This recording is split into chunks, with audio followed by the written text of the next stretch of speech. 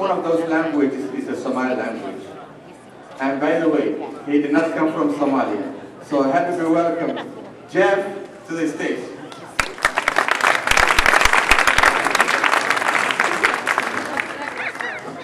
Galawon accent. Whatever in a mahal elio sahib ke o hadana an wada shaqayno ali kufiro asuma dan kaiga وهكذا أو mahal elina ya daka rare Eden Prairei damanto ayan ufa sana hay wala hakayado dadka Somali وقاعدين إنان كهلو أفكولا وهاي إيويديين مها أوربتا في صومالي إنان بلاتو مركزان أشيغاي سببتو إن أيتهاي وهن ليهاي سحيبو صومالي ديري صومالي أرضي صومالي سيدة دارتت أيام ربا إنان فهمو لقادو دا إيو دخن كولا Sano kahor kiasti awugi yaidi ayaka yimi dalka Sweden وهاي كلاكل من dalkan نقاط أسود دقن أسود تعد أسود إنتو أسود وهو البا وكو عزبهين وهان كل شيء من أنهل كان وحبدان كفوجين حتى إذن برايري يوم من تونكا ولكن ولقي معلومي إن أولياشي سوغالوتي كو أحايين دالكا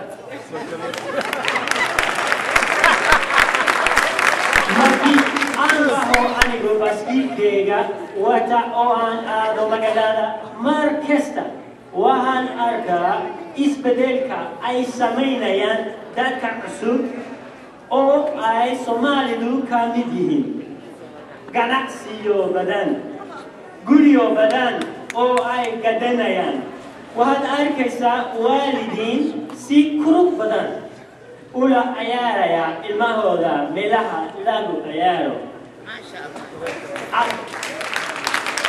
afkaan ugu farxa arrintaas waayo waxaan dareema maraykanimada runta ah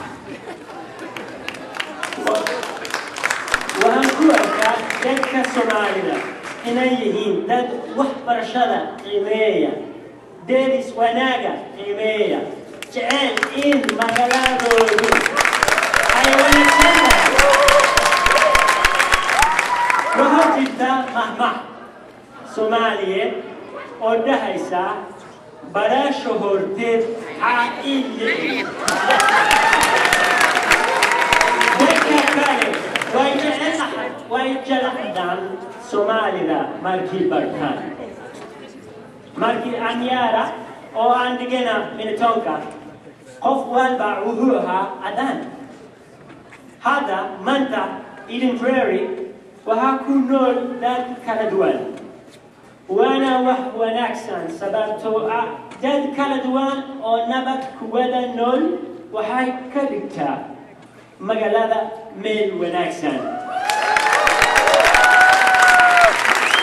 وعن جعلهاي إنان سوماليدا أشيغو إنان دالك لاغا حدقين لكن ما حسوسة ما هذا دهيسا نين أنهدلين هياديس عنور ماسيسو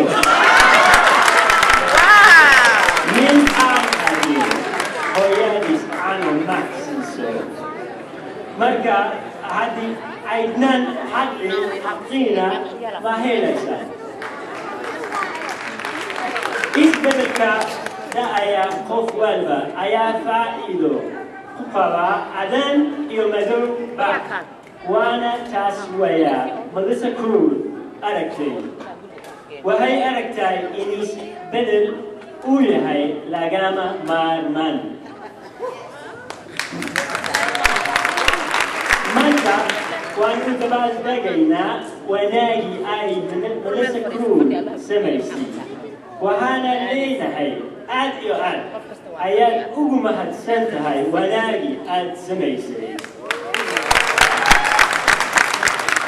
حسوسو مهما هدان خوف أن تالين جرين حدو تلو خوف أن تجرين حياتنا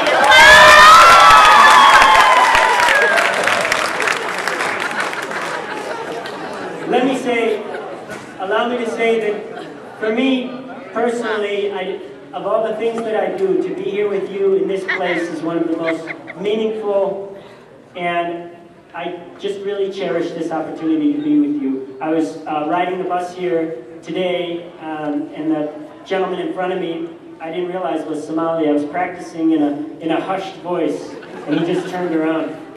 I'm Somali, matafana. That was kind of a nice moment. When I grew up about a mile away from here, just across the border in Minnetonka. Somalia was an abstraction to me. I knew very little about it, and I knew no one from Somalia. Today, Somalia is a big part of my life. It is the sweet smell of cardamom spice, hen, the same spice that my Swedish grandmother used to use. It is the taste of piping hot sambusas and sugary tea with milk. It is the sound of boisterous voices arguing or debating outside of the souk, or the muezzin's call to prayer. It is the sight of my neighbors walking past with flowing hijab, waving kindly, greeting me, Galabawin Aksan. It is the friendly touch on my arm from countless Somali friends. Today, Oromo, Amharic, Afar, Kenyan, all are here, and all we have to do is to open our hearts and minds, and we will be richly rewarded from the many cultures that surround us. 9 years ago this week, the late Senator Paul Wellstone gave a speech to the Somali community, just days before he died. He asked the moderator to teach him one word in Somali, the word for yes. And he was told that the word for yes in Somali is ha. Asked if he would fight for better education, he replied boisterously, ha. For better health care, ha. And with each reply of ha, each positive declaration, the crowd applauded and cheered louder and louder, until on his final ha, they stood and uproariously applauded him. And now Paul Wellstone was no linguist. He admittedly was terrible at languages. But he understood that to know one word in another language is infinitely more than zero. Superintendent Alyssa Krull said ha to this community. She said ha to inclusiveness. And she said ha to diversity. She said maya to fear-mongering and divisiveness. And it's a pleasure to be here at this event to honor her, and she deserves the highest recognition for her courage here in Eden Prairie.